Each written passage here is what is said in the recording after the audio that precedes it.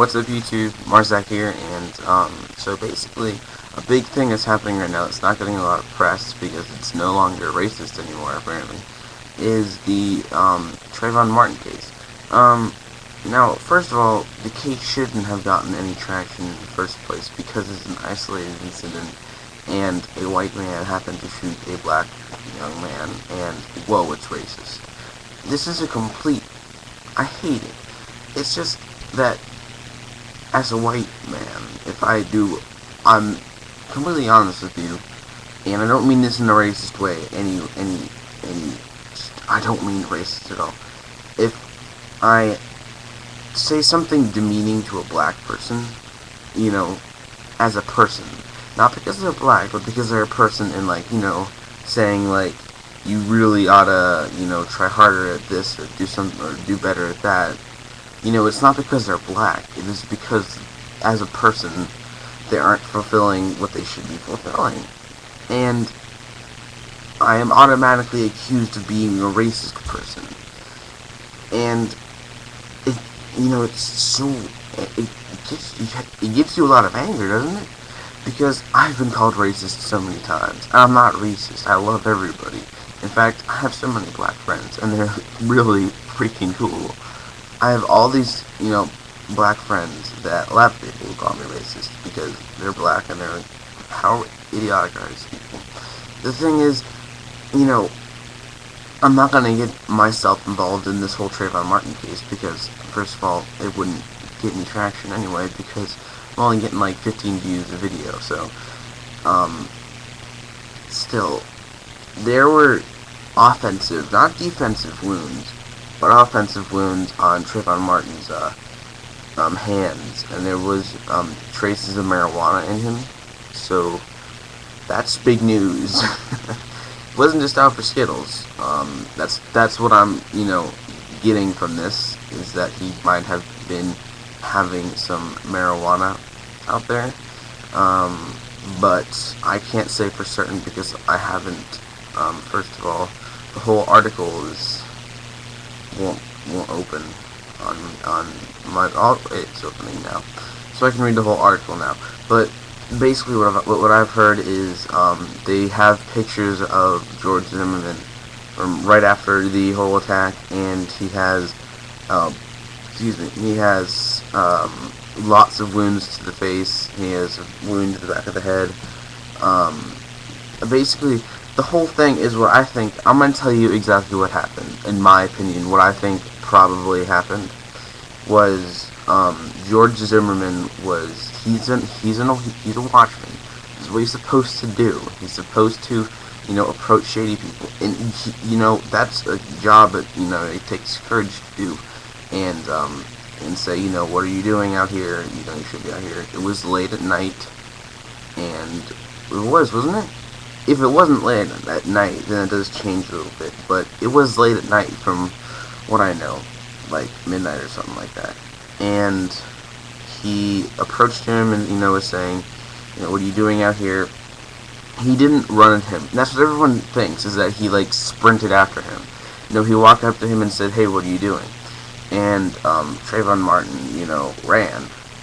And so, as a neighborhood watchman, you're gonna think, this kid is up to something. He's doing something illegal, and I, as a neighborhood watchman, have to fulfill my duty and stop him. So he pursued him. He did go out of what he did do what he should have done, and pursued him and chased him down. He called the police and said, this kid's doing some shady activity. I'm chasing after him, and they told him don't chase after him. He did, and what I think happened is I think that Trayvon Martin might have, pulled one of those sneak moves where you hide behind something, and then as the person goes right by, you jump out at them and tackle them or something. He got the upper hand and started to, punch him. It's not hard as a teenager to get the upper hand on an adult. It is completely, blown out of proportion what people say. People say that, oh, he's a 250-pound man. As a teenager, couldn't lift such a man. I lifted my dad up. My dad is, huge, okay? Teenagers are not little frail beings. We have muscles, And no, that's actually a good thing, I guess, but this could be considered racist to some people. I don't mean it that way. But black people have, have a lot less obesity rating and are very muscular people and are more good at, moving things. And that's why they're really good at sports, because they're amazing at all the stuff that involves sports. So, and Trayvon Martin was not an exception to that. He was a very fit young man. And I think that he could take Zimmerman down. So I think that he had him on the ground and he was punching him and he was yelling. And the whole thing, though, that about Trayvon going, you're going to die tonight, which is what his dad said. He said, I don't believe that. I think that was just something that he said to get news traction, because they want to get news following this whole thing so that they can, get more sympathy or whatever they want from this case. But either way, Zimmerman isn't a good man. He's just not a bad man. He's not a racist. He's not someone who's out to kill people. He was trying to protect his neighborhood from people who were being shady. And why would they appoint a watchman? They have reasons to do that. They had car break-ins, they had drug dealings, they had all these things going on in their neighborhood. And it wasn't just him either. There were a couple of other guys, I believe. I know for one there was one other guy that was another neighborhood watchman. So let me take a quick look in through here. What happened? The screaming was, I believe that the screaming was definitely Zimmerman, because I don't know what it's just, I have a hunch. I can't say for sure, but that's just what I think. So I'm looking at there's pictures. I'm gonna give you the link to the whole article here.